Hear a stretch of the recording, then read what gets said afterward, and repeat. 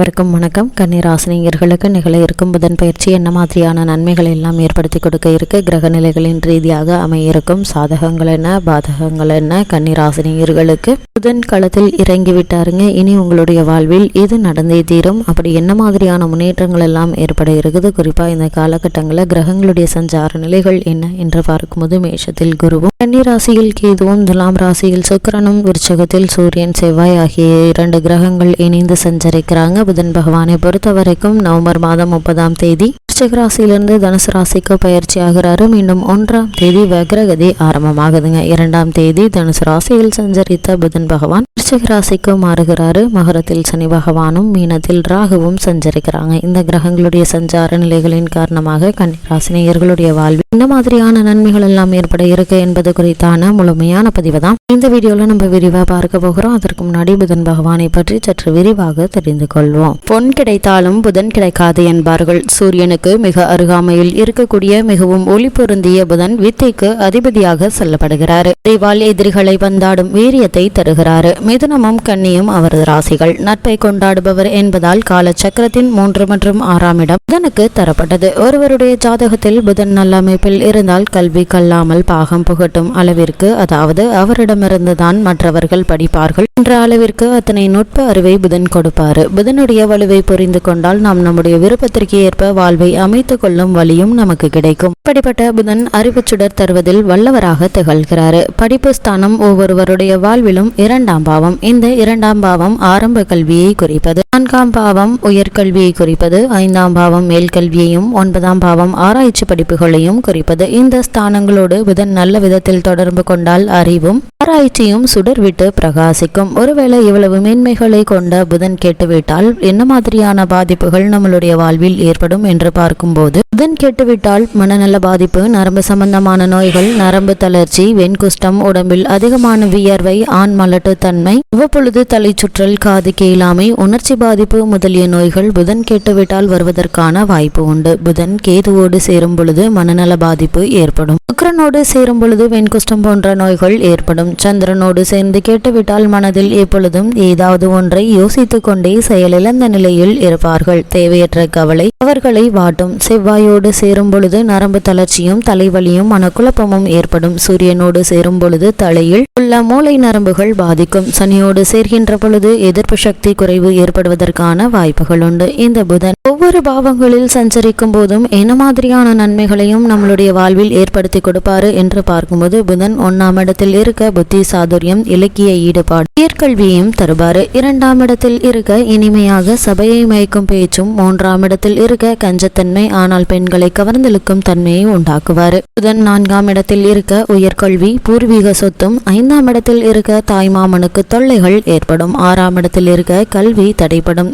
7ஆம் இடம் நல்ல மனைவி மூலம் செல்வம். 8இல் இருக்க தீர்க்காயுள், நல்ல மக்கட்பேறு உண்டாகும். 9ஆம் இடத்தில் இருக்க இசையார்வம், கலைகளில் நாட்டம் உண்டாகும். 10ஆம் இடத்தில் இருக்க பேராசிரியர், நல்ல உத்தியோகம் உண்டாகும். 11ஆம் இடத்தில் இருக்க லாபமும் செல்வமும் உண்டாகும். 12இல் இருக்க தர்ம சிந்தனைகள் இருக்கும். சில ஜாதகங்களில் தாயாருக்கு உடல்நிலையில ஒரு பின்னடைவுகள் ஏற்படுவதற்கான வாய்ப்புகள் உண்டு. புதனுக்கு உரியவையை பொறுத்தவரைக்கும் புதனுக்குரிய தானியம் பச்சை பயிறு, மலர், வெண்காந்தல், ஆயில்யம், கேட்டை, ரேவதி ஆகிய 3 நட்சத்திரங்களும் புதனுக்குரியவை. சுப கிரகங்கள்ல ஒன்றான புதன் ஆணும் பெண்ணுமாற்ற அளித்தன்மை உடைய கிரகம். புதனுக்குரிய நிறம் பச்சை. உடலில் அங்கங்களில் கழுத்து பகுதியை குறிப்பது புதன்.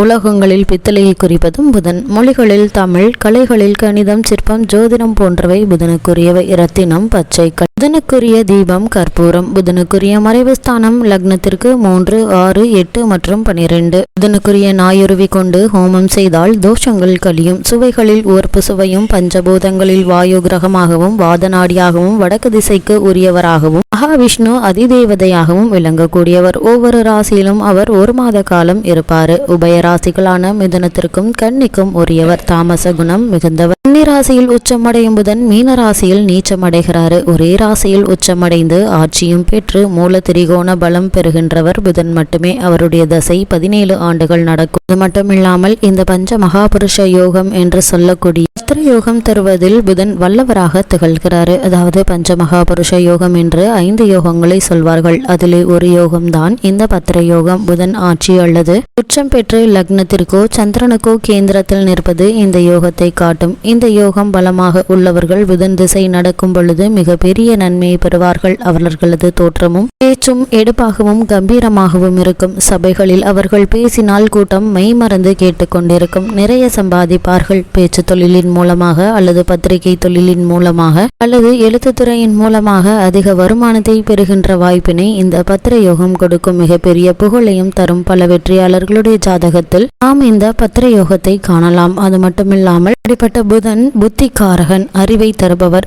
வித்தையை தருபவர், சிந்திக்கும் திறனை தரக்கூடியவர், வாக்கு சாதுரியத்தை தந்து ஏற்ற செய்பவர். ஆனால் புதன் மட்டுமே இத்தனையும் தருவதில்லை. புதன் கெட்டால் புத்தி கெடும் என்பார்கள். ஆனால் ஒரு குறிப்பிட்ட கிரகம் மட்டும் எந்த ஒரு முழுமையான நிலையை ஒரு ஜாதகக்காரருக்கு செய்து விடுவதில்லை. ஒவ்வொரு ஜாதகத்திலும் ஏதேனும் மாற்று வழிகள் மறந்து கிடைக்கவே செய்கின்றன. அதனை அகழ்ந்து எடுத்து கைப்பிடித்து கொண்டு நடந்தால் கரையேறிவிடலாம் என்பதுதான் ஜாதகம் காட்டும் உண்மையாக அமைகிறது.